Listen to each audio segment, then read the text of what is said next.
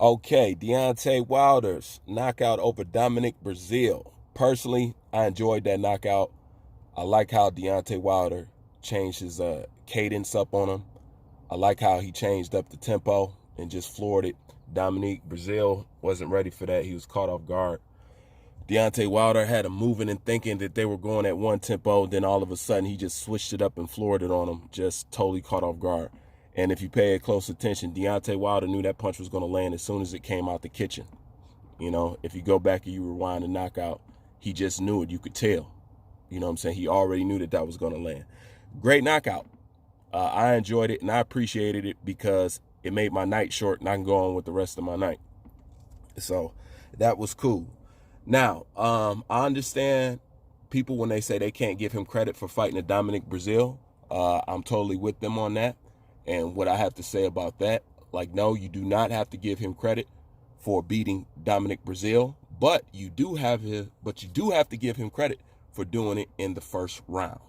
Now, give and take, Dominic Breazeale is an opponent that Deontay Wilder should have not been fighting this late in his career.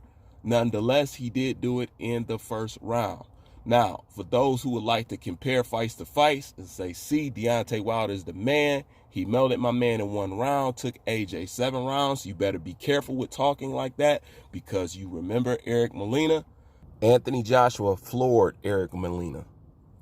Eric Molina almost knocked out Deontay Wilder. So careful with that talk.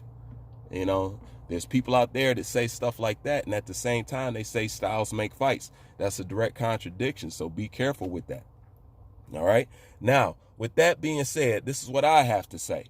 Now, imagine what that would have done for Deontay Wilder if he would have done that to a Dillian Whyte. Picture that for a second. If he would have melted Dillian Whyte like he did Dominic Breazeale in the first round, now he has a stake in the claim. Now he has something to talk about. Now people are raising some eyebrows. Now people are going to have to kind of back up off of him.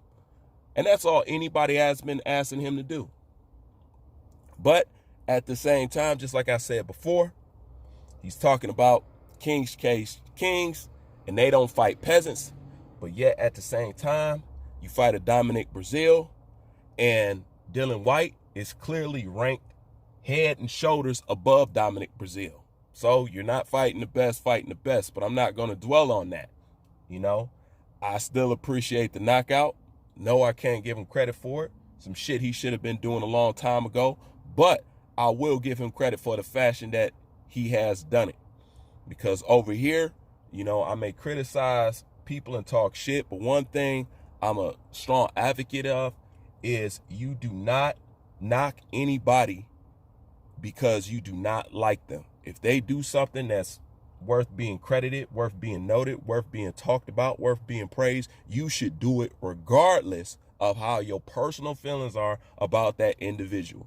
That's one of the main things I preach when it comes to Floyd Mayweather. Fuck your feelings. Look at the man's body of work. Look what he has done. Look what he has put down. That's why I'll defend him in one sense, and then I'll clown his ass in the next sense. Because truthfully, you know what I'm saying, I don't like the guy. Just like Deontay Wilder, I don't like the guy.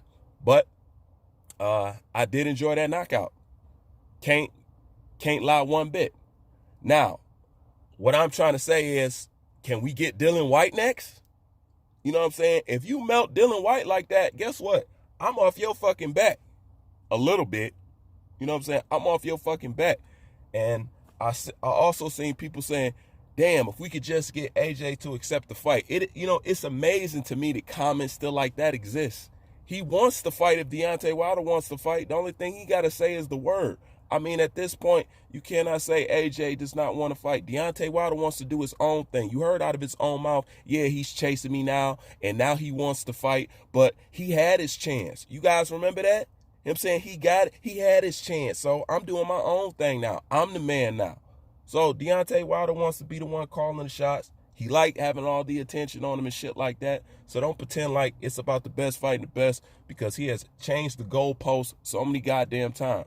So while, yes, it was a good knockout and I enjoyed it, don't let this run away with your ass. Because the fact of reality still is, Dominic Breazeale is somebody that Anthony Joshua fought in his 17th fight. okay, in his 17th fight. You guys are comparing a guy to another guy who has doubled the fights, okay? Deontay Wilder has doubled the fights of Anthony Joshua, and yet he's on his level, or if not better, arguably. You know, truthfully, with half the fights, Anthony Joshua shouldn't be able to sit next to Deontay Wilder with all the time he got in his career. So don't get it twisted out there. You know, but yet it was a good knockout, and I enjoyed it.